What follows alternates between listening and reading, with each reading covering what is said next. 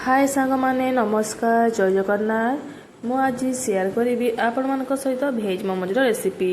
ये तो आपण मैंने मोमोज देखी जापे केते परफेक्ट बनी डेलीशियस बनी से भिडियो को फास्ट टू लास्ट जाए वाच करूँ आउ सब टिप्स गुड़ाक फॉलो करूँ जहाँफल कि आपण मोमोज टी परफेक्ट बन आउ जदि मो चैनल प्रथम कर मो चैनल को लाइक सब्सक्राइब शेयर कर दिंतु पाखर बेल आइकन को दबाई दिंतु जहाँफल कि मोर नुआ नुआ रेसिपी गुड़ाक नोटिफिकेशन आपण मान पाखे सर्वप्रथमें पहुँची पार।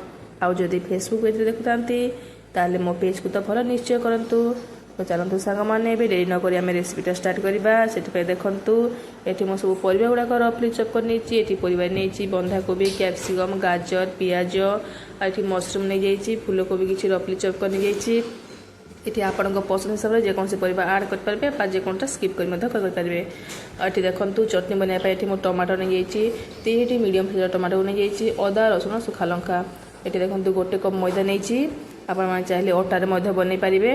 एवं चलते आम मैदा को चकटी ना से गोटे बाउल नहीं जावा बाउल में मैदा को आड करदे और स्वाद अनुसार लुण और अल्प अल्प पानी दी सॉफ्ट डो बनवा अटा डो जमी बनाती ताठू सॉफ्ट बनवा।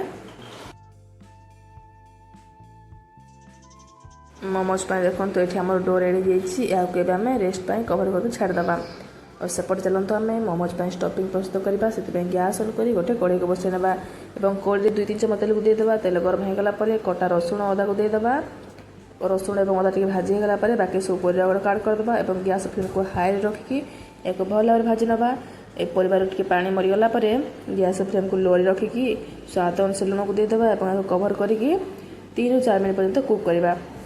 तापर परिवा टी सॉफ्ट हो गला गोटे 2 चमच आम सोया सॉस को देदेबा और यहाँ को भल भाव गोले ना। ये देखो रेडी होगा आमर मोमोज स्टफिंग।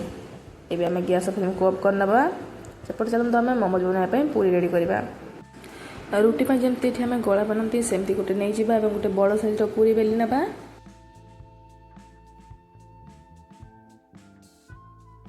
देखु ये गोटे बड़ साइज रुटी बन एवं आम गोटे ग्लास ना ग्लास रे छोट छोट पूरी कट करवा जहाँफल कि आमको शीघ्र बनवा को सुविधा हे बेसी टाइम लगे छोट छोट पूरी यदि बनवा बहुत टाइम लगे। देखो मुझे सब कट कर नहीं सब पूरी कट कर सारापर आम ए गोटे पूरी ना और ये जो स्टफिंग बनाई देदेबा और मोमो सेप्रे यहाँ फोल्ड करवा। देखो ये मुझे केमी फोल्ड करुँची राउंड सेप्र मोमोज बनाऊँगी आपड़ चाहे जेकोसी सेप्रे बनई पारे।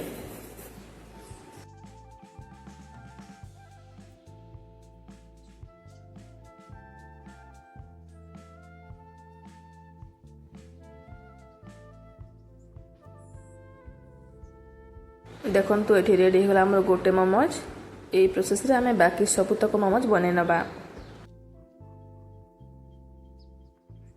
ये देखो मुझे केते सारा मोमोज बन नहीं चलते आम स्टीम करवा।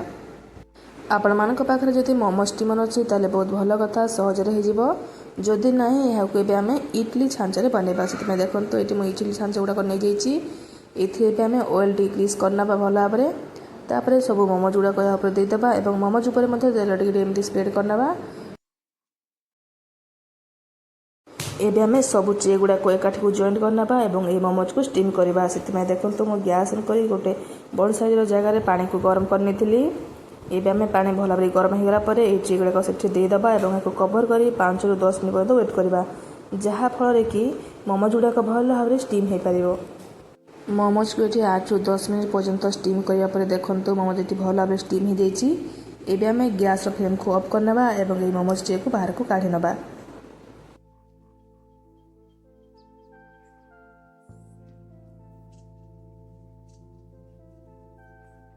ये देखो मोमोज टी केते परफेक्टली स्टीम होती पूरा सॉफ्ट बनी।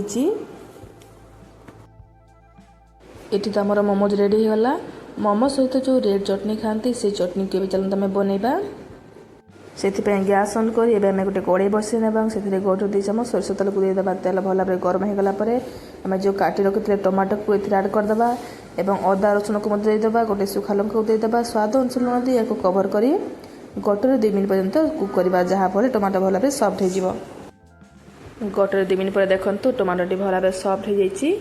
एवं आम गैस फ्लेम को ऑफ करना एवं थंडा हाँ छाड़देवा थंडा है आम चटनी बनैबा। टमाटर ठंडा होगलानी एबे आमे गोटे मिक्सी जार नहीं जिबा एवं एथिरे सब ऐड कर दे या आमे गोटे फाइन प्यूरी बनैबा। देखंतु एठी टमाटर प्यूरी रेडी हो जाइछि माने मोमोज पा जो रेड चटनी। एबे आमे गोटे बाउल को ट्रांसफर करनबा। आपण माने ए प्रोसेस रे घरे थरे मोमोज बने निश्चय खांतु देखिबे मार्केट रो मोमोज खाइबा भूली जिबे। आपन को एते पसंद लागिबो जे बारंबार बने खाइबा को इच्छा करिवे।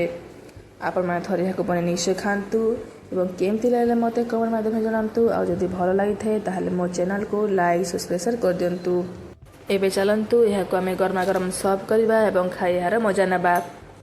रहिली देखा हबा आ गोटे नुआ वीडियो रे नुआ रेसिपी सहित। जय जगन्नाथ।